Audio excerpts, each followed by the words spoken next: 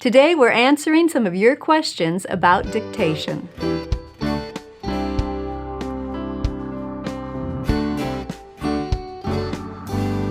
Welcome to the Simply Charlotte Mason podcast. I'm Sonya Schaefer.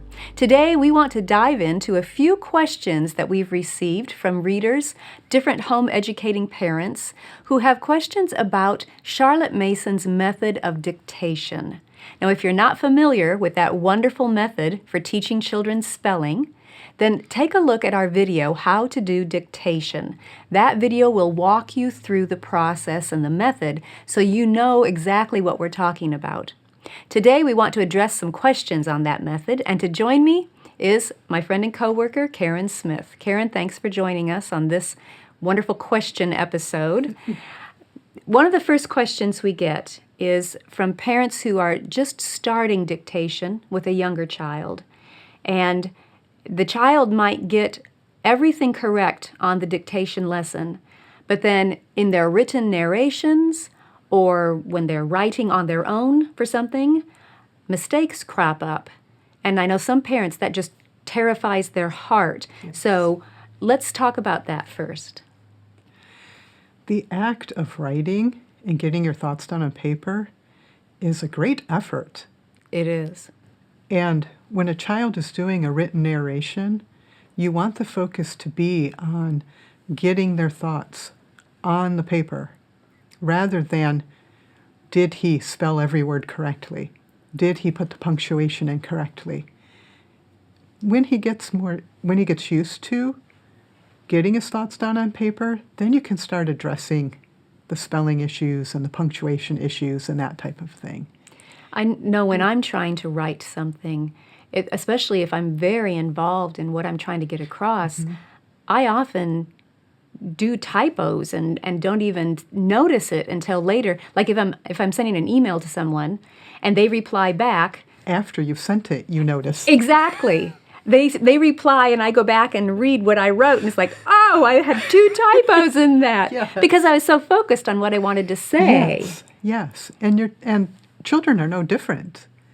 They're going to make those same type of mistakes that we do as adults when we're getting our thoughts down on paper. So how do we give them grace, I guess, in this without encouraging a sloppy attitude toward it? What are some tips we have for that particular situation? I think that at first, when your children are first learning to do written narrations, give them lots of grace. And don't be too picky about the mechanics of the writing. And as they become more comfortable with writing their thoughts, then you can choose one thing for them to work on. Maybe have them read it over to themselves before handing in their work to you. So see if they can catch some of those mistakes now that they're not concentrating on the thoughts and getting those down. Or even reading it aloud can sometimes, when they hear it, it's like, oh, I didn't mean to say it that way or something. But for spelling purposes, they do need to see what they have written. That's true. And I think the same applies to when they're writing just for their own pleasure. Now, if they are a budding author and they love to write fiction or other types of things, we want to be careful to encourage the thoughts and not squelch that desire and that enthusiasm by getting out our red pen and bleeding all over it. Yes. But what about, if they're writing a letter to someone and it's going to go outside the family and other people are going to see this? I've had moms talk to me about that's a representation of our home school, and we don't want to, the only term that comes to mind is air our dirty laundry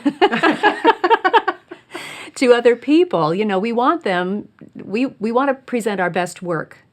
So one thing that I've mentioned, and maybe you have another idea, one thing that I've thought about is if the child can capture their thoughts, what they want to say, and then let's go through it together and make sure we don't have any typos in it, because that is a presentation to someone. Yes. It's a gift to someone. So we can go through it together, or if the child wants to, if they're very young, they can dictate it to you and you can write it with the correct spelling and punctuation, and they can transcribe it. Yes. If it's a special situation like that. If the parent is really concerned about that. Now, in my case, if it was going to Grandma, and I know Grandma supports me, Grandma is not critical of the methods I'm using. Grandma knows we're going to progress in spelling, but we're not perfect at it yet. Then no big deal. Let the child send it as is. Yes, Grandma will think that's special. True. But if it's a thank you note to someone who is not a relative or not a close relative like that, Or not a supportive relative. yes, Yeah. then you may want to have the child maybe write it on a separate sheet of paper first before they write it in a card or whatever stationery or whatever paper they're going to use to write the letter on, so that those mistakes can be corrected before the final writing. All right, another question that we sometimes get is from a child who is pretty fluent in their reading. Yes. So let's say your 10-year-old is reading at a 6th grade level. The question that usually comes our way is, do you select the dictation passages that are for the 6th grader, or do you go ahead and start with the 4th grade level? And usually the questions refer to our books of spelling wisdom, and often it also involves the using language well grammar component, which is built off of the spelling dictation passages. So let's talk about that question as well. Okay, so reading ability and spelling ability may be two different things. I agree. A child who can read well is not necessarily a child who can spell well. So you need to choose the level that fits your child's spelling ability. We recommend that when choosing a spelling wisdom level, that you find the level where your child has about no more than 4 words. 3 or 4 unknown spellings in the Unknown passage. spellings, yes. And that will be the sweet spot to start at. So disregard the grade levels on the books and find the level that your child fits at for his spelling ability. Along with that, in a related question, the Using Language Well 1, that goes with the Spelling Wisdom 1, covers mechanics and punctuation, capitalization, usage, things like that. Sometimes parents say, my child has already learned all of that, so can I just start with book 2 instead? I think that that is also a potential hang-up. Because number 1, you don't know if your child is ready for that higher level of dictation passages. Correct. And number 2, your child might have learned the rules, but the approach is a little bit different in using language well. For example, they might know the rules that each sentence starts with a capital letter and ends with a period if it's a statement, something like that. But one thing we do in Using Language Well Book 1 is we will say, here is the passage, identify every punctuation mark and tell why it is there. Yes. And sometimes that flips it around and you see your child doesn't really have a good grasp. Yes. And that's an important point, that they should not only know where to put them, but why they are putting those punctuation marks in those places. So I guess we want to encourage parents with the younger children, give them grace, don't expect perfect spelling across the board from the very beginning.